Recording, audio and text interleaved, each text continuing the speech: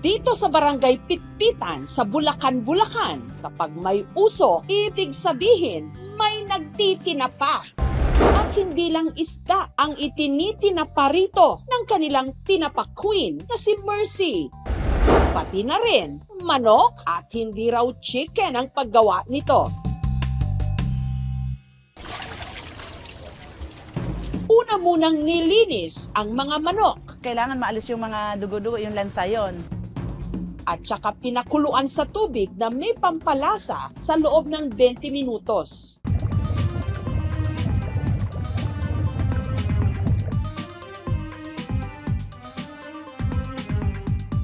Ito na yung ating naluto ng manok. Pagdating dito, may timpla pa rin yung ipapahid natin.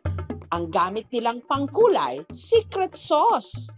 Yung timpla na inano namin, para siyang bacon o kaya para siyang ham, ganun ang lasa.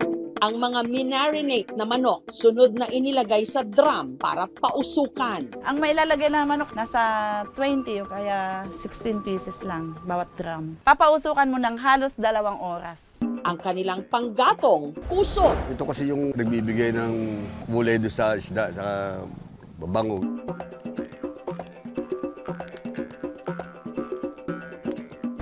Ready to serve na ang tinapang manok ni Mercy. Ang benta namin doon, 350 to 400. Smoky, malinamnam. Perfect combination pag sinawsaw sa suka. Mukha siyang crispy sa labas, pero once na tinikman mo siya, sobrang lambot niya, tas juicy talaga siya. Ang tapahan ni Mercy, minana pa raw niya sa tiyahin ng kanyang yumaong mister. Ang Chayong Tapahan nagsimula 1970s, kaya nasa 50 years na siyang mahigit. Nung araw, ang kasakasama niyang nagtatapa, yung asawa ko. Tinuruan ako kung paano magtinda kasi gusto nga nila, pagdating daw ng araw, kami daw susunod ng kanyang negosyo. Nung nabiyuda, ipinagpatuloy ni Mercy ang pagtitinapa, pero isda lang daw ang kanyang itinitinda noon.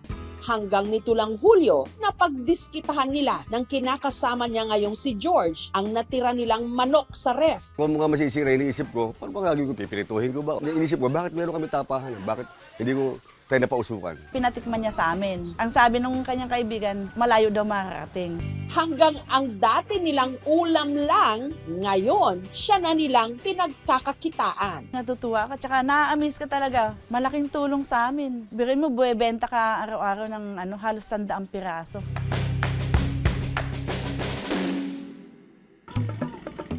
Ang mga dagat naman ng Cebu, sagana sa samut-saring mga isda. Ilang mga banyera nito, ibinabagsak sa barangay Tobok Poblasyon sa Danau City, kung saan hile-hilera ang mga tapahan. Ang mga sariwang huling isda, ginagawang smoked fish, na kung tawagin nila rito, tinap-anan. Isa raw sa mga institusyon na kung ituring sa paggawa ng tinap-anan ang pastapahan ng pamilya ni Mary Jane. Natay tag 100 gato sir, bagong luto. Ang nagtudlo na ako sa pagluto sa tinapanan ni kung mama 1970. Una nilang baligya dito sa Lapu-Lapu City. And then iyang gi-ari sa Danau. Barilis and Tulingan mo ni siya ang pinakahalin kay Alas 5 pa lang ng umaga, ibinabagsak na sa pwesto ni na Mary Jane ang mga isda. each banyera, 32 ka kilo ang sud. Isa-isang hinugasan, pero kapansin-pansing hindi tinanggal ang hasang at laman loob. Siya kailangan niyo magkuaghasang kay ma-deform siya. Magkuha iyang Ang mga nilinis na isda, tinusok sa stick at saka hiniwa. Sunod na hinugasan sa tubig na hinaluan ng asin at pampalasa. kay masubra mo inigluto sa isda mugahi manggod. Pagkahugas, agad pinausukan sa loob ng kalahating oras. Layo siya sa baga. Dili siya pareha sa sinuba nga baboy o sinuba nga isda. Iyang kainit ra ang pagluto ana. Bawat stick ng tinap-anan na ibebenta raw nila ng 35 to 350 pesos depende sa laki. Ang perfect daw nitong kapartner, ang uso o yung kanilang hanging rice. May lasa siyang bagong kuhang isda. Lagyan mo lang ng malunggay at saka ahos. Masarap na siya sa sabaw. Kaning tinap-anan na mo, dayuhan, ikuanan dyan siya sa mga tao. Ang palit yun diri, dili yun siya sa taga Danau. Ang uban, di yun taga Danau. Na uban, taga Manila. sinaunang pamamaraan ng pagpreserba ng ating mga ninuno na kung saan sila gumagamit ng apoy, ng usok, ng sinag ng araw. Ang pagtatapa kasi hindi lamang ito ay para sa isda, no? Ito ay maaari din gamitin dito yung mga karne. Tumatagal hindi lamang buwan, kundi taon ang tinatagal nito. Ngayong fiesta season naman sa Oroquieta City sa Misamis Occidental sa Mindanao, huwag na raw kayong magulat kung ang makikitang nakasampay sa kanilang mga bakuran, hindi mga banderitas, kundi pira-pirasong karne ng baka o kalabaw. Ito ang paborito nilang ihanda tuwing pista. Ang bersyon nila ng tinapa na kung tawagin, kusahos. Isa sa mga gumagawa nito, si Bina. Gusto ko yung ginagawa ko na magkusahos para ma-preserve yung karne. Hindi lang sa nilalagay sa ref, tsaka mausukan, para maiba naman yung lasa ng karne.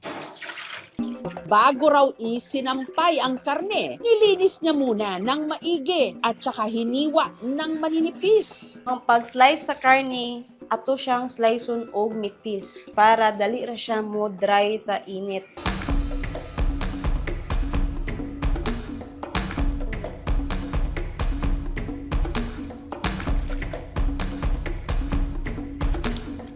Ang mga karne, inilagay isa-isa ni Dina sa stainless steel o bakal na pantuhog.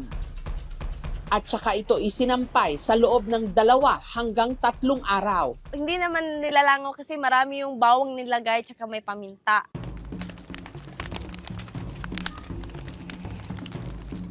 Pagkatapos, pinausukan ang natuyong karne sa kanilang dangkalan o lutuan sa loob ng 3 oras. Kukuha ka na lang doon kung gusto mong isahog at saka ulamin. Masarap daw itong gawing adobo.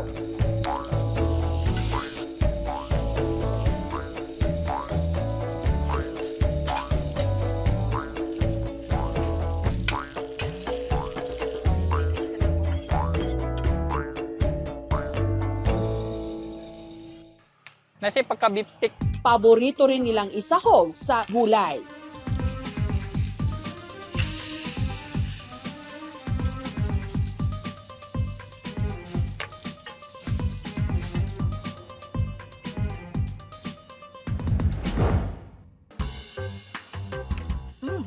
Sakto ra yang kagahi, humot. Sunog baga. At pagluluto ng tinapa, kailangan munang magsunog ng kilay at dulo ng ilong bago malasap ang pinausukan nitong sarap!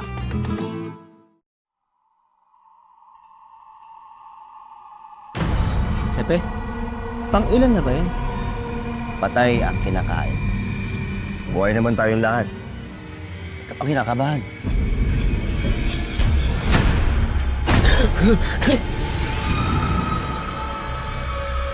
Huwag mong kalimutan. Yan ang gustong mangyari ng kalaban. May isa pa kain. Isang ano? Isang kagaya mo.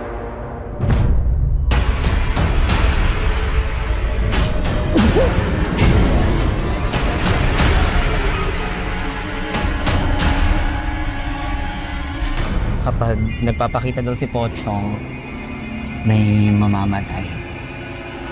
In the name of our Lord Jesus Christ. Stay away from the people of God. May nakita talaga ang verbal ang hipid. Mata ng pusa tapos takpak ng paniki. Buti tapos mahaba ng pupong. Let us pray.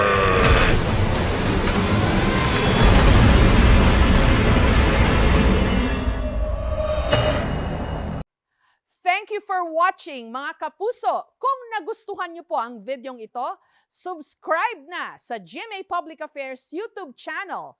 And don't forget to hit the bell button for our latest updates.